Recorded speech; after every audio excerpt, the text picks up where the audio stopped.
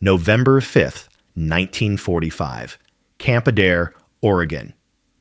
The steam fogged the mess hall windows, blurring the impossibly green, rain-soaked trees of the Willamette Valley. Inside, the air was thick, not with miso or soy, but with the alien scent of boiled milk, celery, and brine. Hisako Tanaka, former civilian nurse of the Imperial Japanese Army, held the U.S. Army-issue steel spoon. It felt heavy, blunt, and cold. In the heavy, off-white ceramic bowl before her sat a substance she could not comprehend. It was thick, white, and flecked with green herbs and pale chunks of something. Beside her, a younger woman from Okinawa, Chiyo, visibly trembled. "Nandeska? What is it?" A guard, a tall private with a soft, almost bored face, motioned with his chin. "Chowder. Eat." On a separate plate lay two perfect pale squares, saltine crackers. Hisako picked one up. It was impossibly light, dry, and perforated with tiny, perfect holes. She associated the strong smell from the bowl with the rotting kelp on the beaches of Saipan, a memory of death and salt water. She lifted the spoon, the white liquid dripping, her entire indoctrination screaming poison, filth, deception. This quiet confrontation, a simple bowl of soup in the damp cold of an Oregon winter, was a battle she had not been trained for. If you believe these forgotten stories of cultural collision deserve to be told, consider subscribing and let us know which country you're watching from. But this moment of confusing abundance was impossible to understand without the fire that preceded it. 16 months earlier, Saipan, Mariana Islands, July 7th, 1944. Saipan, Mariana Islands. The air in the cave was unbreathable, a hot, wet blanket of cordite, gangrene, and human waste. Hisako Tanaka, Kango-fu, pressed her back against the limestone, her white uniform now a stiff, brownish-gray rag. She had not seen sunlight in 3 days. The shelling from the American ships, a constant, rhythmic thud that shook the island, had finally stopped, replaced by a more terrifying sound. Shouted English in the crackle of a field radio. They were here, the Kichiku. "They are burning the caves," whispered the soldier beside her. His arm was a swollen black mass, his Type 99 rifle useless in his lap. "Hisako-san, the grenade." She nodded, her hand already closing around the smooth, serrated steel of the Type 91 they had saved.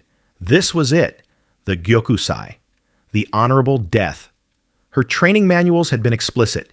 Capture meant torture, violation, and unspeakable disgrace. She looked at the other two nurses, girls of 19 and 20, their faces pale masks of terror. A clean death, a shattered jewel. "Tenno Heika Banzai," the soldier tried to shout, but it came out as a dry cough. A blinding white light flooded the cave mouth, followed by a terrifyingly amplified voice. It was Japanese but flat, academic. "Surrender. We have water. We have medicine. You will be treated humanely. Surrender." A traitor's voice. Hisako tensed, readying the grenade's pin. She would not listen. She would not be defiled. The light moved closer. Boots scraped on the gravel. A shadow filled the entrance, a massive silhouette, not the squat caricature from the posters. He wore a helmet covered in netting, his face smeared with green paint. He saw them, and his rifle, a weapon she didn't recognize, all wood and steel, snapped up. Hold fire! Civvies!" the Marine yelled back over his shoulder. Hisako didn't wait. This was the moment. She pulled the pin, slamming the grenade's base against her palm to arm the fuse, and raised it toward her chest. She saw the Marine's eyes widen. He didn't shoot. He lunged, a surprising, brutal burst of speed. His heavy boot kicked the grenade from her grasp. It skittered into a dark corner, exploding a second later in a deafening, contained crack. The concussion threw her against the wall. Before she could scream, his gloved hand was over her mouth, his other arm crushing her in a grip that felt like a steel vice. She looked up into the face of the demon. He was panting, his eyes a pale, impossible blue, filled not with malice, but with a terrifying, exhausted frustration. He dragged her, fighting, from the darkness into the blinding, tropical sun. She was alive. She was captured. The shame was so absolute, so physically suffocating, that she finally blacked out. Hisako awoke to the smell of gasoline and hot canvas. She was in a large tent, with dozens of other women, their faces blank with shock. The shame returned instantly, a physical weight in her stomach. She was a Horyo. She searched her torn fatigues for anything sharp, any tool to finish the failed Gyokusai. But there was nothing. She was an object, a piece of cargo. A soldier with a Red Cross armband motioned for them to form a line. It was not a request. They were marched to another tent, a long, open-sided structure. The methodical nature of it all was the most terrifying part. This was not the chaotic savagery she had been promised. It was an assembly line. Strip, a female U.S. Marine, built like a man and holding a wooden baton, grunted in English. Hisako froze. This was it. The violation. But as the women disrobed, shivering in the humid air, the Americans showed no interest. They were simply processing. Medical corpsmen, their faces bored, moved down the line, puffing a fine white powder into their hair, under their arms, and onto their bodies. The powder had a sharp, metallic, chemical smell. Hisako choked as the cloud of DDT hit her face. It was the detached, clinical gesture of a farmer disinfecting livestock. They were hosed down with cold water and thrown rough, dark blue U.S. Navy work fatigues. The coarse fabric scratched her skin. She was shoved toward a folding table at the end of the line. A young man in a U.S. Army uniform sat there, holding a clipboard. He looked at her, his face Japanese. Hisako stared, her mind unable to bridge the gap. He was an enemy, but he looked like her cousin. Namae, he said, his Japanese flat, accented. Name. She hesitated, the sound of her own language from his mouth a physical shock. Namae, he repeated impatient. Furusato. Hometown. Tanaka. Hisako. Nagasaki. He wrote it down on a Red Cross form, his movements efficient. He handed her a thin metal chain. A small stamped piece of metal was attached, a POW tag. Keep this. Do not lose it, he said, already looking past her to the next woman. The cognitive dissonance was staggering. The monsters were organized. They kept records, and they employed traitors who spoke her tongue. She clutched the cold metal tag, her identity now reduced to a number. A guard nudged her with his rifle, pointing toward the beach, where the wide gray mouth of a rocking LST waited to swallow them. The LST's ramp slammed into the wet sand of a larger gray-walled transport ship. They were forced up a narrow gangway into the deep, metallic bowels of the vessel. The hold was a cavern of steel, lit by dim, caged bulbs. The air was immediately thick, hot, and heavy with the smell of diesel fuel, paint, and the faint, sour odor of unwashed bodies from a previous transport. Hundreds of tiered canvas bunks were stacked 4 high, from floor to ceiling, with barely enough room to walk between them. This was their world for weeks. The ship's engines began a low, constant thrum that vibrated through the steel deck into Hisako's bones and never stopped. Within 2 days, the sea turned rough. The hold became a chorus of misery. The stench of vomit and dysentery was overpowering. Hisako huddled on her bunk, her world reduced to a patch of sweat-dampened canvas. She stopped eating the bland, unfamiliar food, a strange, soft bread, and a greasy stew that the guards brought down in large metal tins. She willed herself to die. Her body, however, stubbornly clung to life, even as her mind courted oblivion. She became severely dehydrated. Her lips cracked, and a dull, pounding headache settled behind her eyes. She lay in a state of semi-consciousness, aware only of the ship's constant, sickening roll. On what might have been the 10th day, a U.S. Navy corpsman, a young man with a pale, freckled face, moved through the hold on a sickness check. He stopped at her bunk, shined a flashlight in her dull eyes, and swore under his breath. He returned a moment later. He roughly pulled her to a sitting position. Before she could resist, he pressed a small, intensely bitter pill into her mouth, a salt tablet. He followed it immediately with a metal canteen, pressing it to her lips. Drink, drink, damn it. The water was cool and tasted sharply of chlorine and metal. Hisako's body, betraying her, greedily absorbed it. She coughed, the water reviving her. The corpsman, seeing her swallow, grunted, already moving to the next bunk. It was not kindness. It was not cruelty. It was maintenance. Her indoctrination insisted he was a demon, but this demon had just saved her life with chlorinated water, and she did not know what to do with that fact. Weeks later, the thrumming engines finally stopped. The change in sound was so profound it woke everyone. The air, piped in through vents, felt different. Colder. Guards unsealed the hatch, and the cold, damp air was a shock. On your feet. Up. They were herded up the steel companionways, weak and blinking, into a gray, weeping dawn. Hisako stared. The land was not a tropical island. It was an endless, dark forest of towering green trees that disappeared into a low-hanging mist. The sheer, alien scale of it, the coldness, felt like the surface of another planet. They were loaded from the port onto canvas-covered U.S. Army trucks. The drive was cold, and the air smelled of wet pine and something metallic, wood smoke. When the canvas flap was pulled back, Hisako stepped down not into a barren, dusty pit, but into a city of wood. The Camp Adair was vast. It was not a small, desperate enclosure, but a sprawling, organized settlement that stretched for acres. It was surrounded by a high fence, yes, but beyond that, the towering dark green Douglas fir trees rose into the gray sky, dripping with rain. The sheer space was terrifying. In Japan, space was a luxury. Here, it was an oppressive, empty void. They were marched past rows and rows of identical, black, tar paper-covered buildings, the standard U.S. Army Type H barracks. It was organized.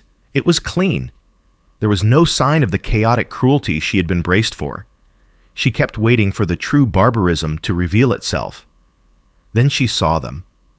Through a separate fence, a group of men in different-looking fatigues, some still wearing the faded tan tunics of the Africa Corps, were working on a woodpile. They were blonde, European. They were laughing.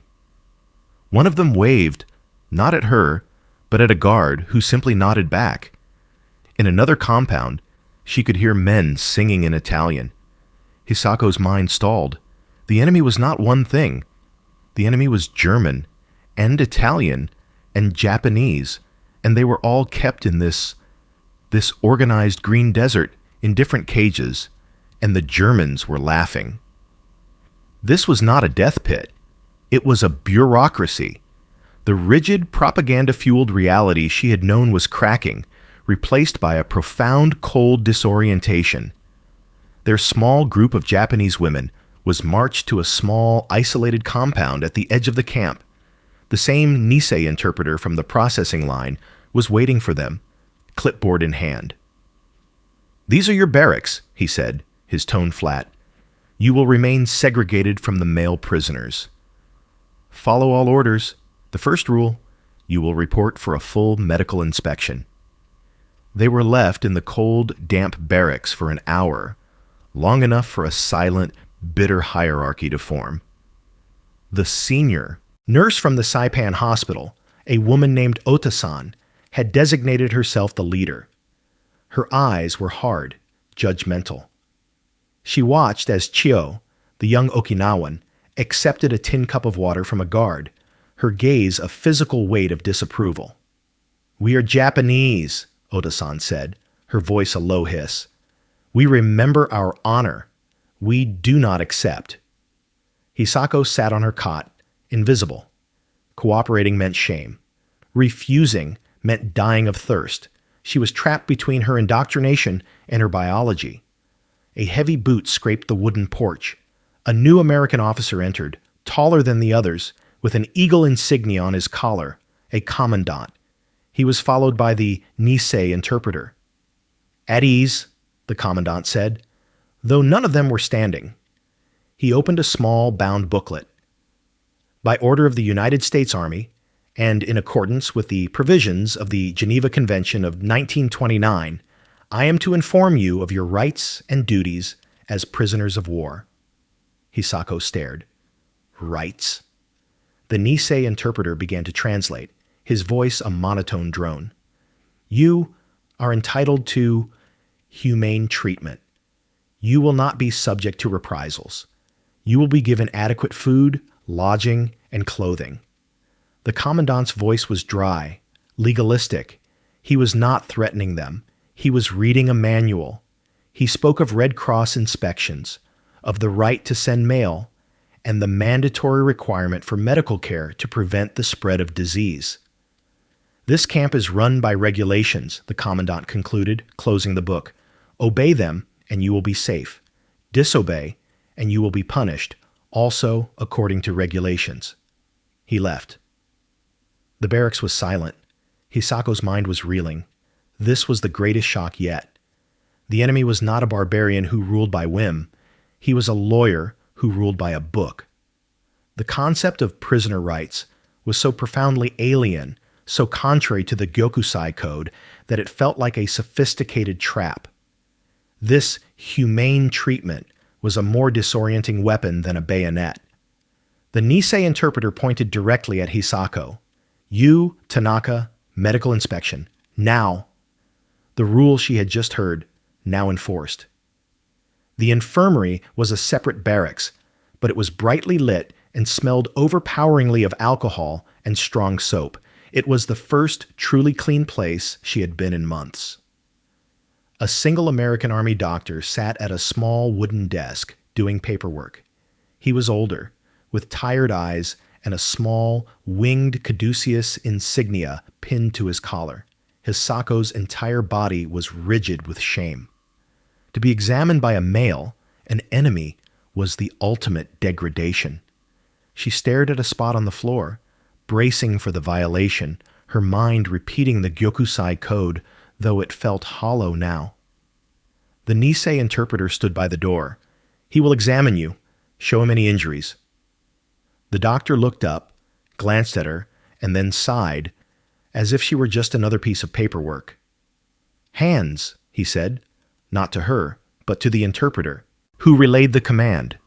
Trembling, Hisako held out her hands. The cut on her right palm, from a sharp piece of coral on Saipan, was now a swollen, reddish-purple wound, leaking pus. The doctor's eyes, previously bored, sharpened. He motioned for her to sit. He did not speak to her, but to the corpsman. "Get me a tray. Sulfa." Hisako flinched as he reached for her, but his grip was not violent. It was firm, impersonal, and professional. He used tweezers to dab at the wound with an alcohol-soaked cotton ball. The sting was sharp, and she hissed, but the pain was clean. It was a medical pain, not a malicious one. He took a small, paper and foil packet, ripped it open, and dusted a fine white powder, sulfa, into the wound. Hisako watched, mesmerized. It was a miracle drug she had only read about, used in quantities she couldn't imagine.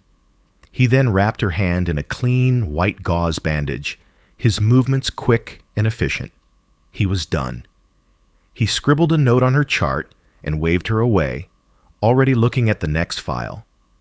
Hisako stood up, her bandaged hand feeling strangely heavy. This was the midpoint. The foundation of her world had just been shattered. He was not a demon. He was not a Kichiku. He was a doctor, Ishii. He was simply a tired man doing his job.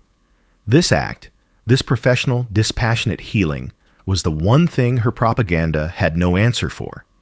It was a more profound assault on her identity than any act of violence could have been.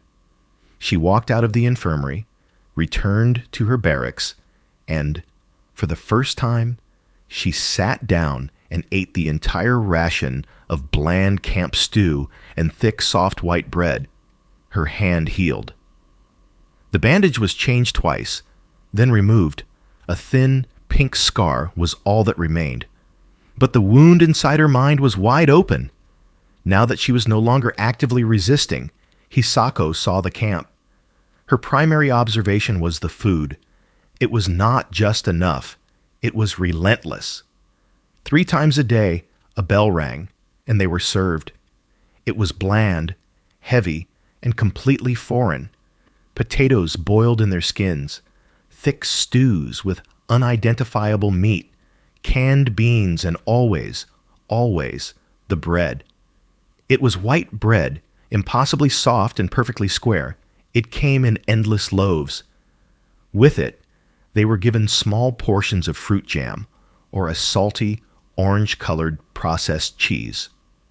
On Saipan, a single handful of rice, crawling with weevils, had been a feast.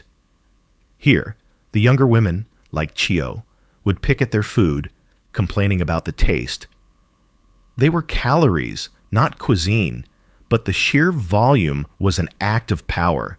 Hisako ate everything, her body still in the grip of starvation memory, but she felt a growing, simmering unease. The turning point came one afternoon near the mess hall. She was on a work detail, carrying empty pails. She saw one of the American guards, the same bored private she'd seen before, cleaning out the kitchen. He was taking loaves of uneaten bread, at least 4 or 5, barely touched, and tossing them into a large garbage can designated for swill.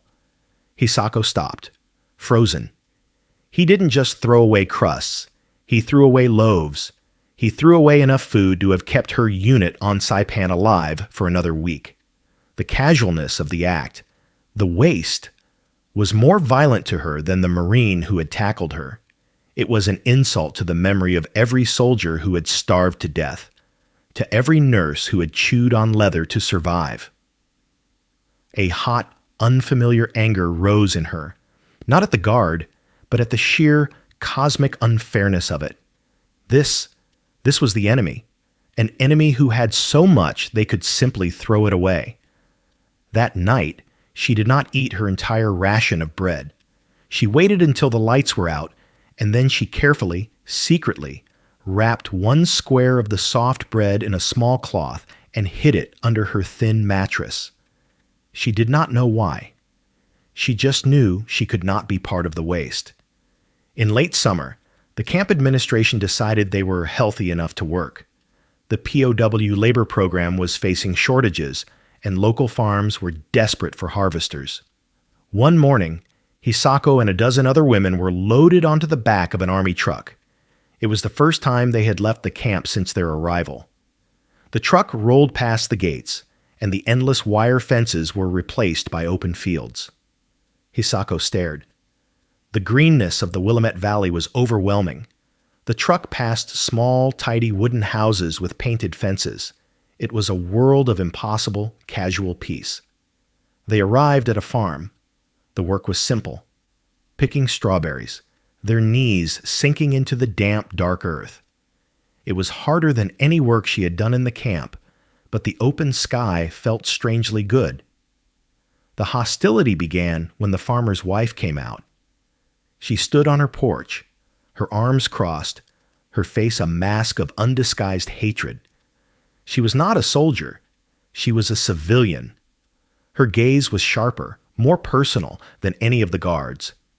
Later, as they were being herded back to the truck, a local car slowed down on the dirt road. A woman, her hair in curlers, leaned out the window. She saw Hisako, and her face twisted. She spat, the saliva landing on the dusty road near Hisako's foot. "Jap!"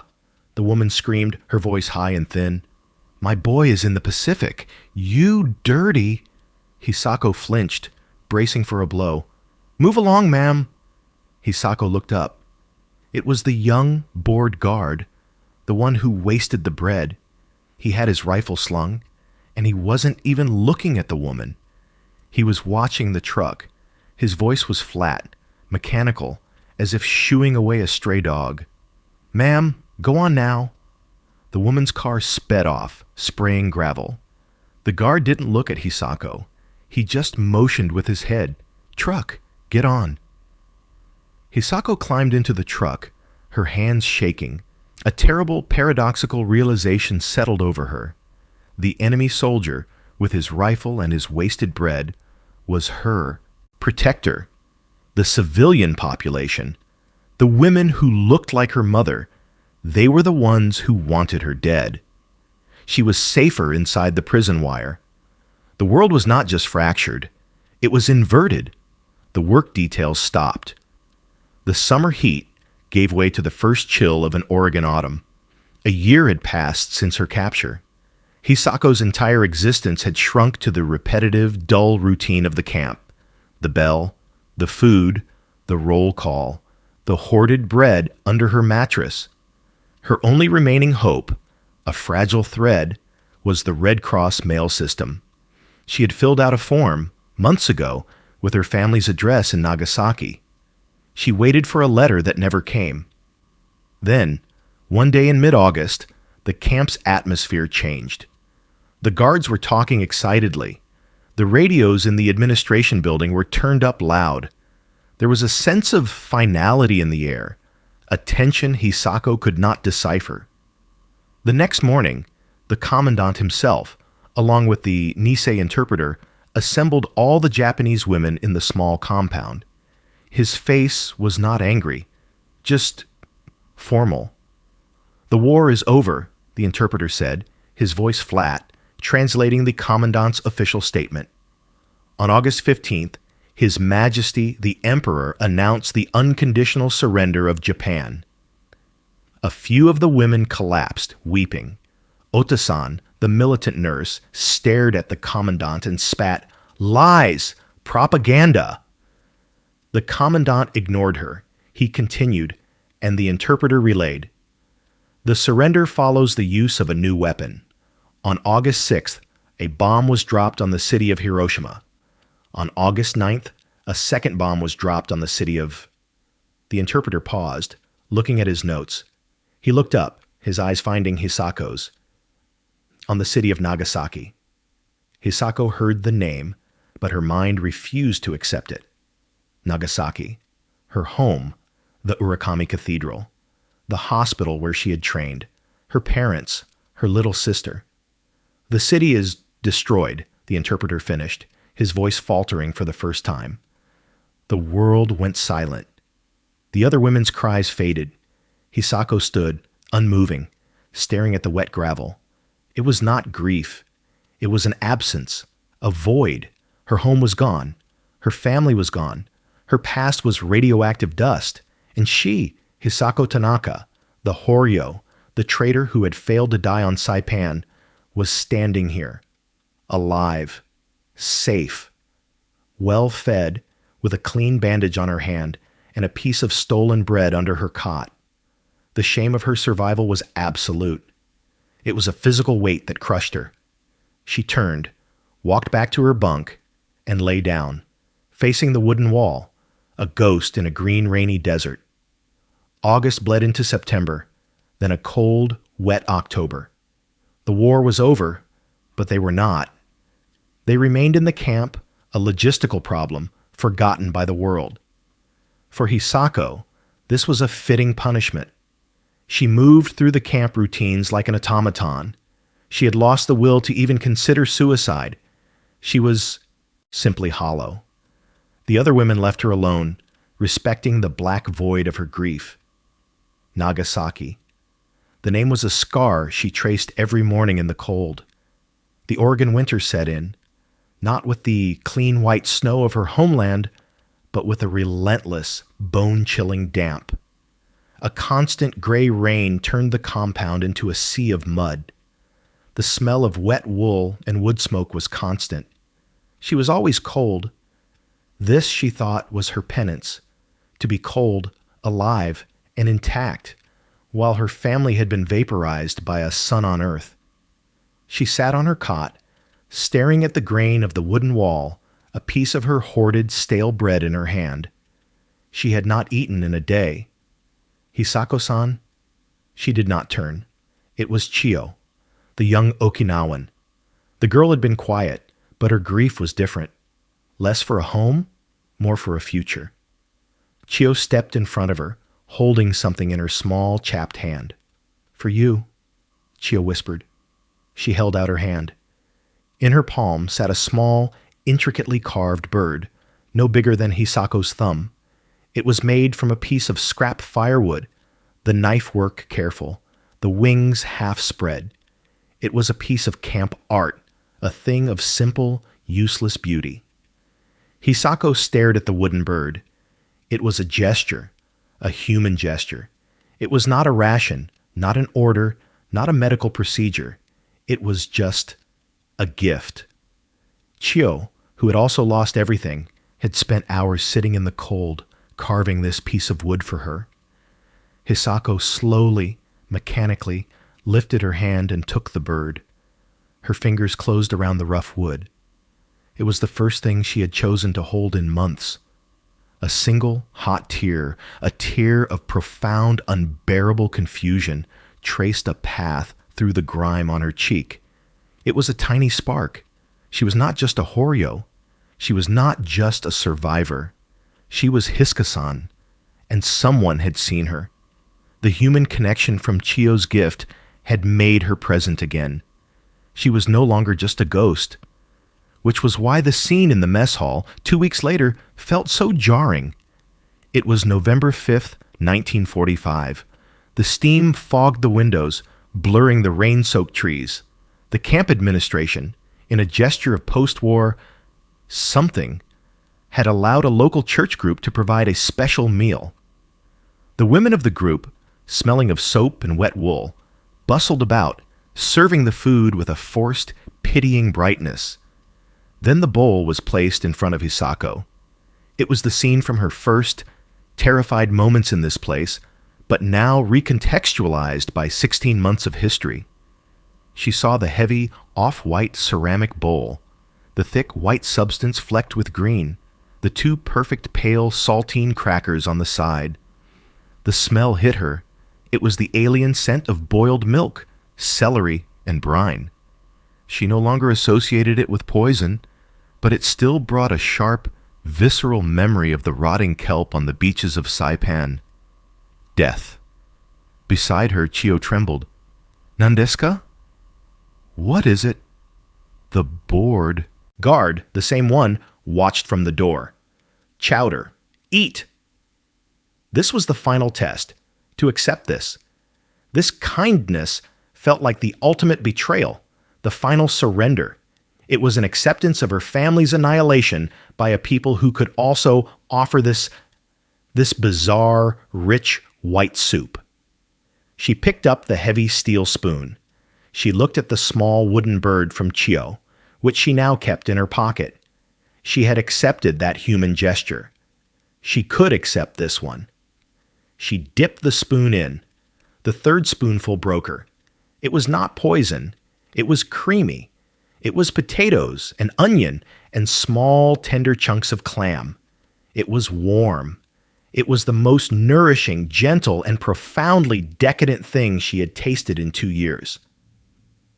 Her propaganda had prepared her for bullets, for bayonets, for rape and torture. It had not prepared her for cream.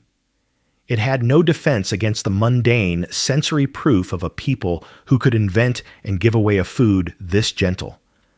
She held the spoon, her hand shaking, and wept. She was not crying for Nagasaki. She was not crying for Saipan.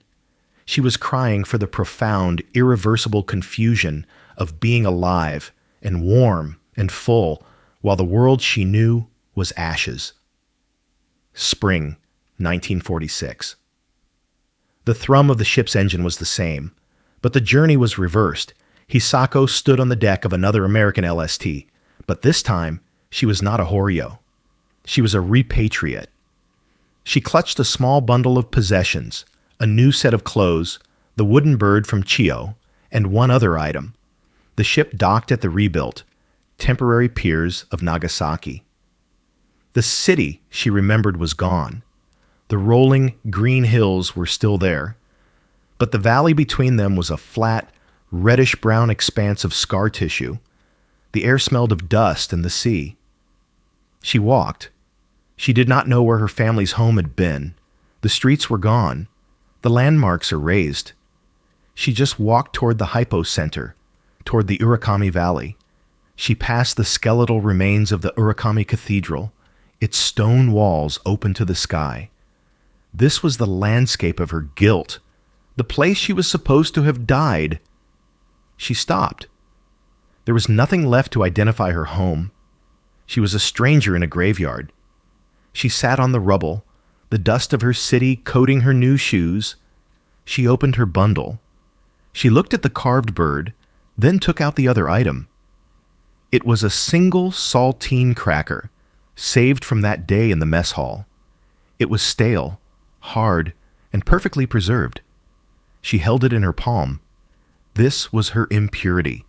This was the symbol of her survival. It was American. It was bland.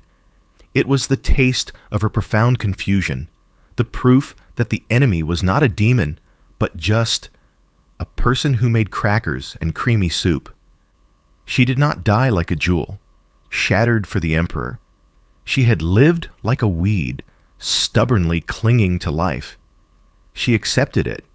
She accepted the shame, the confusion, the cracker, the soup, the sulfa powder, and the unbearable, mundane fact of her own survival. Slowly, she closed her hand, crushing the cracker. She opened her palm and let the crumbs and salt mix with the atomic dust of Nagasaki, merging her two worlds. She then stood up and, for the first time, began to walk toward the living.